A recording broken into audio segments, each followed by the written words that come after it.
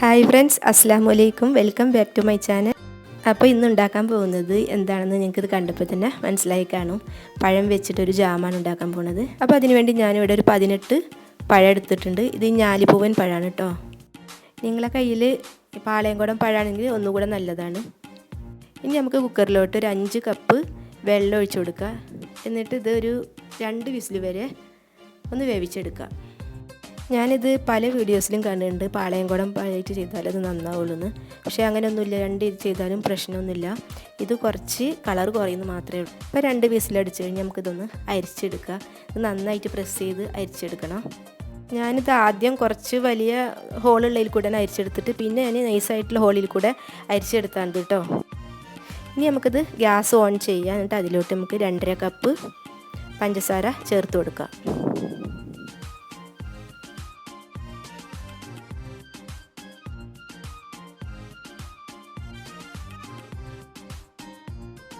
പിന്നെ വേറൊരു കാര്യം പറയാണ്ട്, നിങ്ങൾ ആദ്യമായിട്ടാണ് വീഡിയോ കാണുന്നതെങ്കിൽ ഒന്ന് സബ്സ്ക്രൈബ് ചെയ്യണേ.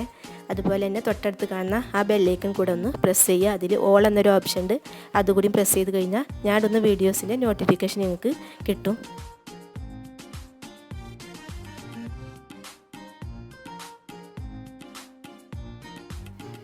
ഇതിലേക്ക് പിന്നെ ഒരു 8 ഗ്രാമ്പു കൂടെ ചേർത്ത് കൊടുത്തിട്ടുണ്ട്. ഇനിയിപ്പോൾ ഈ ഗ്രാമ്പിന് പകരം ചെറിയ കഷ്ണം പട്ട, അതിൻ്റെ ഫ്ലേവറാണ് ഇഷ്ടമെങ്കിൽ അത് ആഡ് ചെയ്ത് കൊടുക്കുക. ഇനി ഇത് മീഡിയം ഹീറ്റിലിട്ട് ഇങ്ങനെ ഇളക്കിയിട്ട് കുറുക്കിയെടുക്കുക.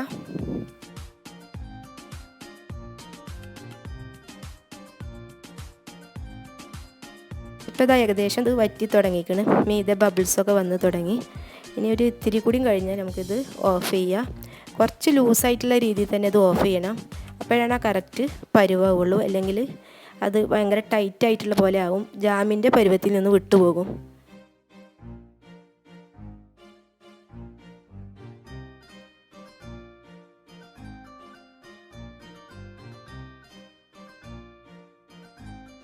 ഇപ്പോൾ കണ്ടോ, അങ്ങനെ ബബിൾസൊക്കെ നീങ്ങി ആ കളറ് നമുക്ക് കാണാൻ കഴിയുന്നുണ്ട്. ഈ സമയത്ത് നമ്മൾ ഇതിലിട്ടിട്ടുള്ള ഗ്രാമ്പു മാറ്റാം. ഇനി ഇതിലോട്ട് നമ്മൾ ഒരു നാരങ്ങയുടെ നീര് ഒഴിച്ചു കൊടുക്കുന്നുണ്ട്. ഇപ്പോൾ ജാം റെഡിയായി. ഇനി നമുക്കിത് തണുത്തതിന് ശേഷം ബോട്ടിലാക്കി വെക്കാം. അപ്പോൾ ജാം ഉണ്ടാക്കാൻ വളരെ ഈസിയാണ്. ഇപ്പോൾ ലോക്ക്ഡൗണൊക്കെ ആയിട്ട് വീട്ടിൽ പഴം ഉണ്ടെങ്കിൽ നമ്മളിത് ചെയ്ത് കുട്ടികൾക്ക് വെച്ച് കൊടുത്താൽ ബ്രെഡ് മേലൊക്കെ തേച്ച് നമുക്ക് കൊടുക്കാൻ കഴിയും. അപ്പോൾ എല്ലാവരും ഇതൊന്ന് ട്രൈ ചെയ്ത് നോക്കുക.